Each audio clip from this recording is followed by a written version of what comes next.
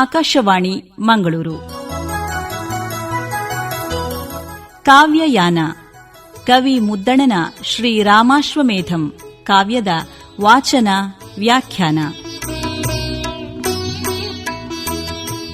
ಈಗ ಕಾವ್ಯಯಾನದ 47ನೇ ಹೆಜ್ಜೆ. ಇಂದಿನ ಕಾವ್ಯಯಾನದಲ್ಲಿ ವಾಚನಕಾರರಾಗಿ ಭಾಗವಹಿಸುವವರು ಎಚ್. ಚಂದ್ರಶೇಖರ ಕೆದ್ಲಾಯ. ವ್ಯಾಖ್ಯಾನಕಾರರು ಡಾ. ಪಾದೇಕಲ್ಲು ವಿಷ್ಣು ಭಟ್. ತನ್ನ ತಪಸ್ಸಾಧನೆಯಿಂದ ರಾಜಯೋಗಿಯಾಗಿದ್ದಂಥ ಸುಮದ ರಾಜ ತಪಸ್ಸಿನಲ್ಲಿ ಮಗ್ನನಾಗಿದ್ದಾನೆ. ಆತನನ್ನು ಸೋಲಿಸುವುದಕ್ಕಾಗಿ ಬಂದಂಥ ಮನ್ಮಥ ತಂಗಾಳಿಯನ್ನು ದೂತನಾಗಿ ಕಳುಹಿಸಿದ್ದಾನೆ. ಈ ದೂತ ಬಂದು ಆತನ ಮೇಲೆ ಆಕ್ರಮಣ ಮಾಡಿ ಆತನನ್ನು ಸೆರೆ ಹಿಡಿದು ತನ್ನ ಒಡೆಯನಾದಂಥ ಕಾಮನಿಗೆ ಒಪ್ಪಿಸ್ತೇನೆ ಎಂಬಂಥ ಉದ್ದೇಶದಿಂದ ವಿಶೇಷವಾದಂಥ ಆಕ್ರಮಣವನ್ನೇ ಮಾಡಿಬಿಡ್ತಾನಂತೆ. ಆವಾಗ ಏನೆಂಬೆನೋ ಅಂತೂ ಬಿರ್ರನೆ ಮೇಲ್ವಾಯ್ದುದಂ ಕಂಡರುಂಟು ತಪದೊಂದು ಬೇಗೆಯ ಸೂಡಿಂ ನಾಡೆ ಪೊತ್ತಿ ಸೀಕರಿ ಓದುದುಂ ಕಂಡರಿಲ್ಲ ಫಲವೇಂ ಇಂತು ಬಂದ ತೆಂಗಾಳಿ ನಡೆಗೆಟ್ಟು ಕಾಣದಪ್ಪುದುಂ ಇತ್ತಲ್ ಕಾವನ್ ಇನಿವಿರಿದುಂ ಪೊಳ್ತು ಊಡಿಗದೊಂದು ನೆವದಿಂಪೋಗಿಯುಂ ಬಾರದ ಗಾಳಿ ಇರವಂಬಗೆದು ಎಂತು ಬಡಕಿತ್ತಡಿಯ ಲಂಚದ ಸಂಚಿಗೊಡಂಬಟ್ಟು ಮಾಡ್ದನೆಂದು ತರಿಸಂದು ಈ ಪಡೆಯಿನ್ ಏವುದೆಂದು ಕಾಯ್ಪಿಂ ತಾನೆ ಕೈದು ಒತ್ತು ನೆರೆಯ ಬನ ಕೈ ತಂದು ಸಮಾಧಿಯೊಳಿರ್ಪ ರಾಯನಂ ಕಂಡು. ಹೀಗೆ ತಪಸ್ವಿಯ ಮೇಲೆ ಆಕ್ರಮಣ ಮಾಡಿದ ತಂಗಾಳಿ. ಹಾಗೆ ಬಿರ್ರನೆ ಆತನ ಮೇಲೆ ತಂಗಾಳಿ ಬೀಸಿದ್ದನ್ನು ನೋಡಿದವರಿದ್ದಾರೆ. ಆದರೆ ಆಮೇಲೆ ಆ ತಂಗಾಳಿ ಎಲ್ಲಿ ಹೋಯಿತು ಎಂಬಂತಹದ್ದೇ ತಿಳಿಯಲಿಲ್ಲ. ತಪಸ್ಸಿನ ಒಂದು ವಿಶೇಷವಾದ ಬೆಂಕಿಯಿಂದ ಇಡೀ ನಾಡೆ ಹೊತ್ತಿ ಸೀಕರಿ ಹೋದಂತಹದ್ದನ್ನು ಯಾರೂ ಕಂಡವರೇ ಇಲ್ಲ. ಹಲವು ಮಾತು ಯಾಕೆ, ಹೀಗೆ ಬಂದಂಥ ತಂಗಾಳಿ ಎಲ್ಲಿ ಹೋದನೆಂಬಂತಹದ್ದೇ ಗೊತ್ತಾಗಲಿಲ್ಲ. ಅಂದರೆ ತಪಸ್ಸಿನ ಬಿಸಿ ಅಷ್ಟು ವಿಶೇಷವಾಗಿತ್ತು. ಆತನ ಮೇಲೆ ತಂಗಾಳಿ ಆಕ್ರಮಣ ಮಾಡಿದಾಗ ತಂಗಾಳಿ ಹೋಗಿ ಅದು ಬಿಸಿಗಾಳಿಯಾಗಿ ಬಿಟ್ಟಿತು. ಆದ್ದರಿಂದ ತಂಗಾಳಿಯೇ ಇಲ್ಲವಾಯಿತು ಎಂಬಂತಹದ್ದರ್ಥ. ಕಾಮ ತಂಗಾಳಿಯನ್ನು ದೂತನನ್ನಾಗಿ ಕಳುಹಿಸಿದ್ದನಷ್ಟೇ. ಎಷ್ಟು ಹೊತ್ತಾದರೂ ನಾನು ಕಳುಹಿಸಿದಂಥ ದೂತ ಹಿಂದಿರುಗಿ ಬರಲಿಲ್ವಲ್ಲ ಎಂಬಂಥ ಚಿಂತೆ ಕಾಮನನ್ನು ಕಾಡಿತು. ಪ್ರಾಯಶಃ ನನ್ನ ವಿರೋಧಿಯಾದಂಥ ಆ ಬಡಜೋಗಿ ಈತನಿಗೆ ಒಂದಿಷ್ಟು ಲಂಚವನ್ನು ಕೊಟ್ಟು ಆತನನ್ನು ತನ್ನಲ್ಲೇ ಇರಿಸಿಕೊಂಡಿರಬೇಕು. ಯಾರೇ ಆದರೂ ಈ ಸೇವಕರು ಲಂಚದ ಹಣಕ್ಕೆ ಬಾಯಿ ಬಿಡದೆ ಇರುತ್ತಾರೆಯೇ? ಲಂಚದ ರುಚಿಯನ್ನು ಕಂಡವರು ಅದರಲ್ಲೇ ಮಗ್ನರಾಗಿರ್ತಾರೆ. ತಮ್ಮ ಒಡೆಯ ಹೇಳಿದಂತಹ ಮಾತನ್ನು ಮರೆತು ಬಿಡ್ತಾರೆ. ಲಂಚದ ಸಂಚಿಗೆ ಒಣಬಂಟೇ ಇವನು ಬಾರದಿರುವುದು ಎಂಬುದಾಗಿ ನಿಶ್ಚಯಿಸಿ ಬಿಡ್ತಾನಂತೆ. ಆಮೇಲೆ ಸ್ವಲ್ಪ ಸಿಟ್ಟು ಬರ್ತದೆ. ಈ ಪರಿವಾರದವರನ್ನೆಲ್ಲ ಕಳಿಸಿದ್ರೆ ಸಾಧ್ಯವಿಲ್ಲ ಎಂಬುದಾಗಿ ಯೋಚಿಸಿ ಸ್ವಲ್ಪ ವಿಶೇಷವಾದಂಥ ವೇಗದಿಂದ ತಾನೇ ತನ್ನ ಆಯುಧಗಳನ್ನೆಲ್ಲ ಸಿದ್ಧಪಡಿಸಿಕೊಂಡು ಸಮೀಪದ ಕಾಡಿಗೆ ಬಂದು ನೋಡ್ತಾ ಇದ್ದಾನೆ. ನೋಡ್ತಾ ಇರುವಾಗ ಈ ರಾಜಯೋಗಿ ಸುಮದ ರಾಜ ತಪಸ್ಸಿನಲ್ಲಿ ಮಗ್ನನಾಗಿದ್ದಾನೆ, ಸಮಾಧಿ ಸ್ಥಿತಿಯಲ್ಲಿದ್ದಾನೆ. ಆ ಸಮಾಧಿ ಸ್ಥಿತಿಯಲ್ಲಿರುವಂಥ ರಾಯನನ್ನು ಮನ್ಮಥ ಕಾಣ್ತಾನಂತೆ. ಇಂತಿರೊಂದು ಮಾಳ್ಕೆಯಿಂ ಗಲ್ಕನೆ ಬಂದು ನಿಂದು ಇದಿರ ಜರೆಯ ನೆರೆಯ ಮಡಲ್ತ ಸೆರೆದುರುಗಲ ಸುರ್ಕುಂದವಲ ಹಸಿಯೊಡಲ ಬರುವಂ ಜೋಗಿಯಂ ಮಾಲಿಸುತುಂ ಈ ಎಲ್ಗೂಡಿಂಗೆ ಕೋಯಮ್ಮೊಳ್ ಪಗೆಮಾಳ್ ಪೊಂದು ಬೆಸನಂ ಆನುಂಗೇನೆಂದು ಪುರ್ಚುಗೊಂಡು ಕೈದು ಒತ್ತು ಕಾದುವೆನೋ ತೊಂಡುಗೆಡೆವ ಪುರುಳಿ ಸಾಲದೆ ವಚ್ಚತಂ ಕುಕಿಲ್ವ ಕೋಕಿಲೆ ಸಾಲದೆ ತಣ್ಣನೆ ತೀಡುವ ಬನಗಾಳಿಯೊಂದು ಸಾಲದೆ ಎಂದು ಮತ್ತಂ ಪರಿಭಾವಿಸಿ ಒಲ್ಲೆನೊಲ್ಲೆನ್ ಈ ಲಂಚವಣಿಗರಂ ಆಗಳೇ ಸಂದಿಗೆಂದು ಬಂದ ತೆಂಗಾಳಿ ಏಗೈಗುಂ ಉಗುರಿಂ ಚೂಡಲ್ ತಗುವೊಂದು ಕಜ್ಜಕ್ಕೆ ಕೊಡಲಿಯೊಂದು ನೆರಮಂ ಪಾರ್ವರೇ ಉಗುರಿಂ ಚಿಗುಳಲ್ ತಗುವೊಂದು ಕಜ್ಜಕ್ಕೆ ಕೊಡಲಿಯೊಂದು ನೆರಮಂ ಪಾರ್ವರೇ ಸಂದೊಂದಂಬಿನೊಳೆ ನೋಯಿಸದೆ ಬಿಡನೆಂದು ಮರೆಯೊಳೆ ನಿಂದು ಬಾಣಮನ್ ಇಸಲೊಡರ್ಚಿದಂ. ತಪಸ್ವಿ ಸಮಾಧಿ ಸ್ಥಾನದಲ್ಲಿದ್ದಾನೆ, ಸಮಾಧಿ ಸ್ಥಿತಿಯಲ್ಲಿದ್ದಾನೆ. ಆ ಸಮಾಧಿ ಸ್ಥಿತಿಯ ತಪಸ್ವಿಯ ಮುಂದೆ ಬಂದು ಪ್ರತ್ಯಕ್ಷನಾಗಿದ್ದಾನೆ ಮನ್ಮಥ. ಎದುರು ನೋಡಿದರೆ ಅಲ್ಲಿ ಅವನಿಗೆ ಕಾಣುವುದೇನು? ಮುದಿತನದ ವ್ಯಕ್ತಿ, ನರೆಗೂದಲು ಹಬ್ಬಿದೆ, ಕುತ್ತಿಗೆಯ ನರಗಳು ಎದ್ದು ಕಾಣ್ತಾ ಇವೆ, ಚರ್ಮ ಸಿಕ್ಕುಗಟ್ಟಿ ಮುದುಡಿ ಹೋಗಿದೆ, ದುರ್ಬಲವಾದಂಥ ದೇಹ ಇದೆ. ಇಂಥ ಒಬ್ಬ ಬರುವಂ ಜೋಗಿಯಂ, ಬರಿಯ ನಿಷ್ಪ್ರಯೋಜಕನಾದಂಥ, ಯಾವ ಪ್ರಯೋಜನಕ್ಕೂ ಬಾರದಂಥ ಯೋಗಿಯನ್ನು ನೋಡ್ತಾ ಇದ್ದಾನೆ. ನೋಡಿದಾಗ ಅವನ ಮನಸ್ಸಿಗೆ ಹೀಗೆನ್ನಿಸಿತು, ಈ ಎಲುಬಿನ ಗೂಡು, ಇದು ಎಲುಬಿನ ಗೂಡಲ್ಲದೆ ಮತ್ತಿನ್ನೇನು? ಈ ಎಲುಬಿನ ಗೂಡಿಗೆ ನಮ್ಮಲ್ಲಿ ದ್ವೇಷ ಮಾಡುವಂಥ ಚಾಳಿ ಯಾತಕ್ಕೆ ಉಂಟಾಯಿತೋ? ನಾನು ಏನೆಂದು ಇಲ್ಲಿಗೆ ಬಂದೆನೋ? ಈ ಆಯುಧ, ಈ ಸೈನ್ಯ, ಈ ಪರಿವಾರ ಇದೆಲ್ಲವನ್ನು ತೆಗೆದುಕೊಂಡು ನಾನಾದರೂ ಯಾತಕ್ಕೆ ಬಂದೆನೋ? ನಾನು ಬೇಡ ಇದಕ್ಕೆ. ನನ್ನಂಥ ಸಾಮರ್ಥ್ಯವಂತರು ಇದಕ್ಕೆ ಅವಶ್ಯ ಇಲ್ಲ. ಮಾತಾಡುವಂಥ ಒಂದು ಹೆಣ್ಣುಗಿಳಿ ಸಾಲದೆ? ಆ ಹೆಣ್ಣುಗಿಳಿಯೇ ಈತನನ್ನು ಸೋಲಿಸಿತು. ಅಥವಾ ಸೊಗಸಾಗಿ ಕೂಗುವಂಥ ಕೋಗಿಲೆ ಇದು ಸಾಲದೆ? ಅದುವೇ ಈತನನ್ನು ಸೋಲಿಸಿ ಹಾಕಬಹುದು. ಅಥವಾ ತಂಪಾಗಿ ಬೀಸುವಂತಹ ಕಾಡಿನ ಒಂದು ಗಾಳಿಯೇ ಸಾಲದೆ ಎಂದು ಮತ್ತೆ ಮತ್ತೆ ಚೆನ್ನಾಗಿ ಯೋಚಿಸ್ತಾ ಇದ್ದಾನಂತೆ. ಇವರನ್ನೇ ಪುನಃ ಕಳುಹಿಸಲೇ ಯೋಚಿಸ್ತಾನೆ. ಈ ಲಂಚಗುಳಿಗಳನ್ನು ಒಲ್ಲೆನು, ನನ್ನ ಸೇವಕರು ಇವರು ಲಂಚಗುಳಿಗಳು, ಇವರನ್ನು ಕಳುಹಿಸಿ ಈಗ ಏನಾಯಿತು? ಆಗಲೇ ಸಂಧಿಗೆ ಎಂಬುದಾಗಿ ದಕ್ಷಿಣಾನಿಲನನ್ನು, ತೆಂಗಾಳಿಯನ್ನು ನಾನು ಕಳುಹಿಸಿದ್ದೇನಷ್ಟೇ. ಅವನೇನು ಮಾಡಿದ? ಹಿಂದಕ್ಕೆ ಬರಲೇ ಇಲ್ಲ, ಲಂಚ ತೆಗೆದುಕೊಂಡು ಅಲ್ಲೇ ಕುಳಿತು ಬಿಟ್ಟಿದ್ದಾನೆ. ಆದ್ದರಿಂದ ಈ ಹೆಣ್ಣುಗಿಳಿಯನ್ನು ಕಳುಹಿಸುವುದಿಲ್ಲ, ಕೋಗಿಲೆಯನ್ನು ಕಳುಹಿಸುವುದಿಲ್ಲ, ತಂಪಾಗಿ ಬೀಸುವ ಕಾಡಿನ ಗಾಳಿಯನ್ನು ನಾನು ಕಳುಹಿಸುವುದಿಲ್ಲ. ಆದರೆ ನಾನೇ ಹೋಗಲೇ?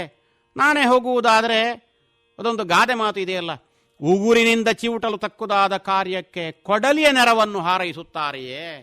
ಇಷ್ಟು ಸಣ್ಣ ಕೆಲಸ, ಈ ಬಡ ತಪಸ್ವಿಯನ್ನು ಸೋಲಿಸುವಂತಹದ್ದು, ಉಗುರಿನಿಂದ ಚಿವುಟುವಂತಹ ಕೆಲಸ, ಇದಕ್ಕೆ ಕೊಡಲಿ ಬೇಕೇ? ಇರಲಿ, ಪ್ರಸಿದ್ಧವಾದಂಥ ನನ್ನ ಒಂದು ಬಾಣದಿಂದಲೇ ಇವನನ್ನು ನೋಯುವ ಹಾಗೆ ಕೆಡವಿ ಬಿಡುತ್ತೇನೆ ಎಂಬುದಾಗಿ ಮರೆಯಲ್ಲಿ ನಿಂತುಕೊಂಡು ಬಾಣ ಪ್ರಯೋಗಕ್ಕೆ ತೊಡಗಿದಂತೆ. ಅಂತು ಬಗೆದರಿತು ಕಾವಂ ಕರ್ಬುವಿಲ್ಲಂ ತುಡುಂಕಿಯುಂ ತುಂಬಿ ಬೆದೆಯ ನೇರಿಸಿಯುಂ ಪೂಗೋಲ್ಗೆ ಕೈ ನೀಡಲೊಡಂ ಎನಗೆ ತನಗೆಂದು ಮೂಡಿಗೆ ಒಂದರ ಬೆಂಬಳಿಯೊಳ್ ಒಂದುಂ ತಲೆದೋರಿದು. ಎನಗೆ ತನಗೆಂದು ಮೂಡಿಗೆಯನೊಂದರ ಬೆಂಬಳಿಯೋಳ್ ಒಂದೊಂದು ತಲೆದೋರಿದು. ಪಿಡಿವಾಗಳೊಂದು ಪಿಡಿಯಿಂ ತುಡುವಾಗಳೆರಡು ತೊಟ್ಟನೆ ಸಿಡಿವಾಗಳ್ ಮೂರು ಗುರಿಯಂ ಕೆಡೆಬಾಗಳ್ ನಾಲ್ಕು ಪಂಚಾಯುಧನ ಪೊಸಮಸೆಯ ವಿಶಿಖಂಗಳ್ ಮುನ್ನ ಮೋರೊಂದು ಮತ್ತ ಮೀರೆರಡು ಮೇಣ್ಮೂ ಮೂರು ಬಳಿಕಂ ನಾಲ್ಕು ಕಡೆಯೊಳೈದೈದು ತಾವರೆಯ ಕರ್ನೈದಿಲ ಮಲ್ಲಿಗೆಯ ಮಾವಿನ ಪೊಸ ಅಸುಗೆಯ ಕೂರಂಬುಗಳ್ ಅಳುಂಬಂ ಪೊಸ ಅಸುಗೆಯ ಕೂರಂಬುಗಳಳುಂಬಂ.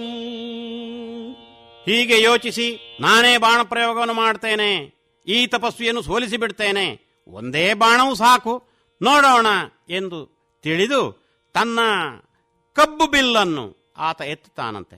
ಹಾಗೆ ವೇಗವಾಗಿ ತನ್ನ ಬಿಲ್ಲನ್ನು ಹಿಡಿದುಕೊಂಡು ಅದಕ್ಕೆ ತುಂಬಿಗಳಿಂದ ತುಂಬಿದಂಥ ಹೆದೆಯನ್ನು ಏರಿಸಿದ್ದಾನಂತೆ. ಆತನ ಆ ಕಬ್ಬಿನ ಬಿಲ್ಲಿಗೆ ತುಂಬಿಗಳೇ ಹೆದೆ, ಆ ಹೆದೆಯನ್ನು ಏರಿಸಿ ಕಟ್ಟಿದ್ದಾನಂತೆ. ಆಮೇಲೆ ತನ್ನ ಬಾಣಗಳನ್ನು ತೆಗೆಯುವುದಕ್ಕೆ ಕೈ ಮುಂದೆ ನೀಡ್ತಾನಂತೆ. ಹಾಗೆ ಕೈ ನೀಡಿದಾಗ ನಾನು ಮುಂದೆ ಎಂಬುದಾಗಿ ಬೇರೆ ಬೇರೆ ಬಾಣಗಳು ಆತನ ಕೈಗೆ ತಗಲಿ ನನ್ನನ್ನು ಪ್ರಯೋಗಿಸು ಎಂಬುದಾಗಿ ಹೇಳ್ತಾ ಇವೆ ಅಂತೆ. ತನಗೆಂದು ಮೂಡಿಗೆ ಒಂದರ ಬೆಂಬಳಿಯೊಳ್ ಒಂದು ತಲೆದೋರಿದು. ಹೀಗೆ ಅವನಲ್ಲಿ ಒಟ್ಟು ಬಾಣಗಳಿರುವಂತಹದ್ದು 5, ಆದರೆ 5 ವಿಧದ ಬಾಣಗಳು. ಆ ಒಂದೊಂದು ಬಾಣವು ಮುಂದೆ ಬಂದು ಸ್ಪರ್ಧಿಸಿದುವಂತೆ. ಆತ ಒಂದೊಂದೇ ಬಾಣವನ್ನು ತೆಗಿತಾನೆ. ಆ ಒಂದೊಂದು ಬಾಣವು ಹೇಗೆ ಆಯಿತು, ಯಾವ ರೀತಿಯ ಪರಿಣಾಮವನ್ನುಂಟು ಮಾಡಿತು ಎಂಬುದನ್ನು ಕವಿ ವರ್ಣನೆ ಮಾಡ್ತಾ ಇದ್ದಾನೆ. ಇಲ್ಲಿ ಪಿಡಿವಾಗಳೊಂದು, ಪಿಡಿಯಿಂ ತುಡುವಾಗಳ್ 2, ತೊಟ್ಟನೆ ಸಿಡಿವಾಗಳ್ 3, ಗುರಿಯಂ ಕೆಡೆವಾಗಳ್ 4, ಪಂಚಾಯುಧನಪ ಸಮಸೆ ವಿಶಿಕೆಗಳು ಹೀಗೆ ಪ್ರಯೋಗಗೊಂಡುವು ಎಂಬುದಾಗಿ ಹೇಳ್ತಾನೆ. ಬಾಣಗಳು ಒಂದು ಬಾಣವನ್ನು ಪ್ರಯೋಗ ಮಾಡಿದರೆ ಅವು ಅನೇಕ ಬಾಣಗಳಾಗಿ 1 ಆಗಿ 2 ಆಗಿ 3 ಆಗಿ 4 ಆಗಿ ಒಂದರ ಹಿಂದೆ ಒಂದಲ್ಲ, ಒಂದರ ಹಿಂದೆ ಹಲವಾಗಿ ಆ ಹೊಸತಾದಂಥ ಮಸೆದ ಬಾಣಗಳು ಪ್ರಯೋಗಗೊಂಡುವು ಎಂಬುದಾಗಿ ಹೇಳ್ತಾನೆ.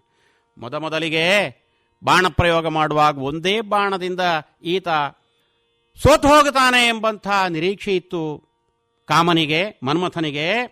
ಮೊದಲು ಒಂದು ಬಾಣವನ್ನು ಪ್ರಯೋಗ ಮಾಡಿ ಅದುವೇ ಹಲವು ಬಾಣಗಳಾಗಿ ಹೋಗಿ ಪ್ರಯೋಗಗೊಂಡಿತು.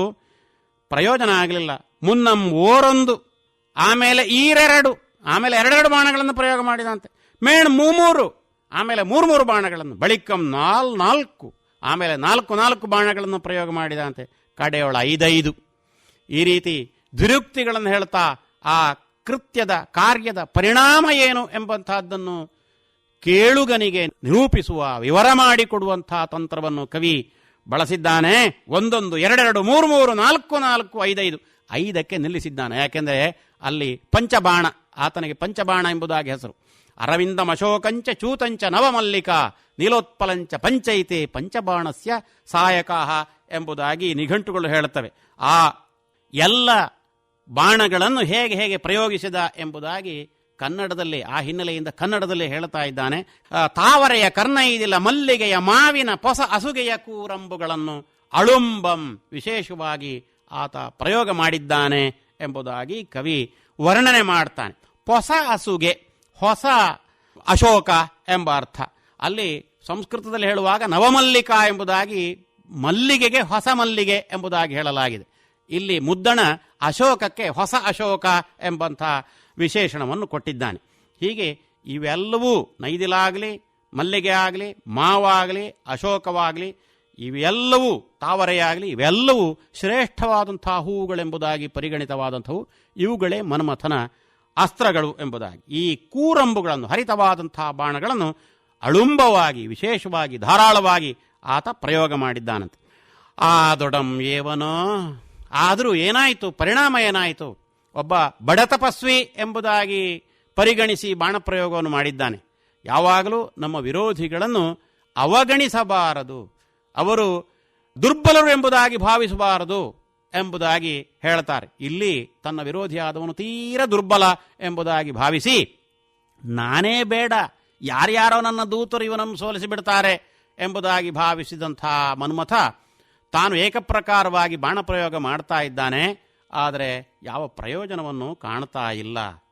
ಏವನು ಆದೊಡಂ ಏವನೋ ದೈವದ್ರೋಗಿಗಾವುದು ತಾಂ ಸಲ್ಗುಂ ಈ ಮಾಳ್ಕೆಯಿನ್ ಆರ್ದಚ್ಚ ಮಲರಂಬುಗಳ್ ಗೋರಿಗಲ್ಗೆ ತೆತ್ತಿಸಿದ ಕಲ್ಲಂಬುಗಳಪ್ಪುದುಂ ಮಯಣದರೂ ಒಂದು ಕಿಚ್ಚನಿದಿರ್ಚಿ ಮೈಯಳಿವಂತಿರೆ, ಮಯಣದರೂ ಒಂದು ಕಿಚ್ಚನಿದಿರ್ಚಿ ಮೈಯಳಿವಂತಿರೆ. ಮದನಂ போகி யோகியம் கெணக்கி கடையொள் தபதுரியின் ಅಳವಳಿದಂ.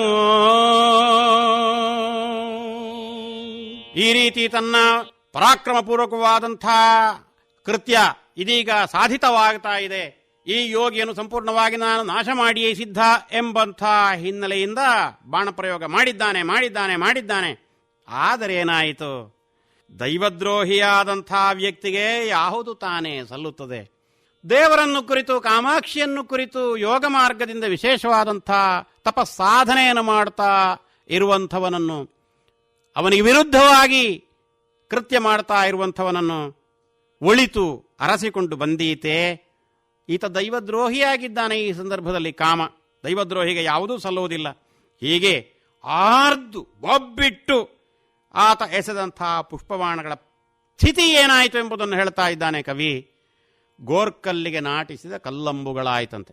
ಗೋರ್ಕಲ್ಲಿನ ಮೇಲೆ ಕಲ್ಲನ್ನು ಎಸೆದರೆ ಆ ಕಲ್ಲು ಒಂದು ಶಬ್ದ ಮಾಡಿ ದಾಟಿ ಹೋದೀತಷ್ಟೇ ಹೊರತು ಕಲ್ಲನ್ನು ಏನೂ ಮಾಡಲು ಸಾಧ್ಯವಿಲ್ಲ.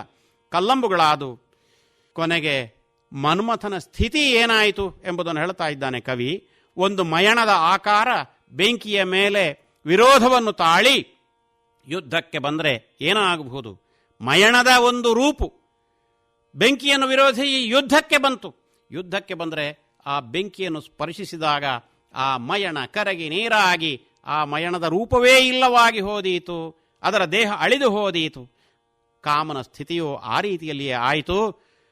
ತಪಸ್ವಿಯನ್ನು ನಾಶ ಮಾಡ್ತೇನೆ ಎಂಬುದಾಗಿ ಬಂದಂಥ ಆತ ಯೋಗಿಯನ್ನು ಕೆಣಕಿ ಕಡೆಗೆ ಆ ಯೋಗಿಯ ತಪಸ್ಸಿನ ಉರಿಯಿಂದ ಹತಪ್ರಭನಾದ, ಶಕ್ತಿಗುಂದಿದ ಎಂಬುದಾಗಿ ಮಂತ್ರಿ ಸುಮತಿ ಶತ್ರುಘ್ನನಿಗೆ ಸುಮದರಾಜನ ಕಥೆಯನ್ನು ನಿರೂಪಿಸುತ್ತಾ ಹೋಗ್ತಾನೆ. ಕಾವ್ಯಯಾನ ಮುದ್ದಣ ಕವಿಯ ಶ್ರೀರಾಮಾಶ್ವಮೇಧಂ ಕಾವ್ಯದ ವಾಚನ ವ್ಯಾಖ್ಯಾನ ಪ್ರಸಾರವಾಯಿತು.